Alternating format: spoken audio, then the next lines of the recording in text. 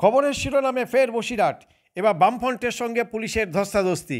SP office অভিযান ঘিরে উত্তেজনা ছড়ালো বসিরহাটে। উত্তর 24 পরগনার প্রান্তিক জনপদ এখন রাজনৈতিক কেন্দ্রবিন্দুতে।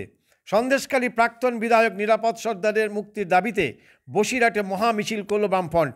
মিছিলে অংশগ্রহণকারী কয়েক হাজার কর্মী সমর্থকদের সঙ্গে প্রায় 2 কিলোমিটার পদযাত্রায় অংশ নেন সিপিআইএম নেতা সুজন চক্রবর্তী সহ একাধিক জেলা নেতা। পুলিশের বাধা পেয়ে পুলিশের সঙ্গে ধস্তাধস্তি শুরু হয়। এসপি অফিসে ঢুকতে না পেরে রাস্তায় বসে পড়ে বিক্ষোভ দেখায়।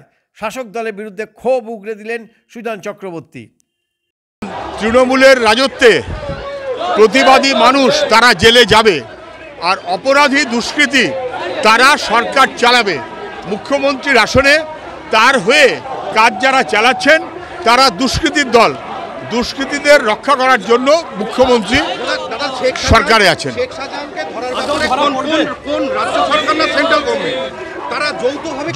যদি সেন্ট্রাল গভর্নমেন্ট করতে চাইতো, রাজ্য সরকারকে সাহায্য করে অথবা পাশে থেকে করতে পারতো, করেনি।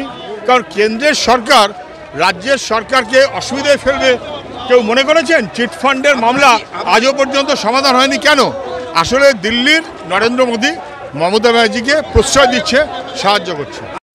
রাজ্য জুড়ে শাসক দলের বিরুদ্ধে বিরোধী দলগুলো যেভাবে সুর চড়াচ্ছে, লোকসভা নির্বাচনে তার আদৌ কোনো প্রভাব পড়বে? প্রশ্ন রাজনৈতিক মহলের। ব্যুরো রিপোর্ট, বাংলার খবর।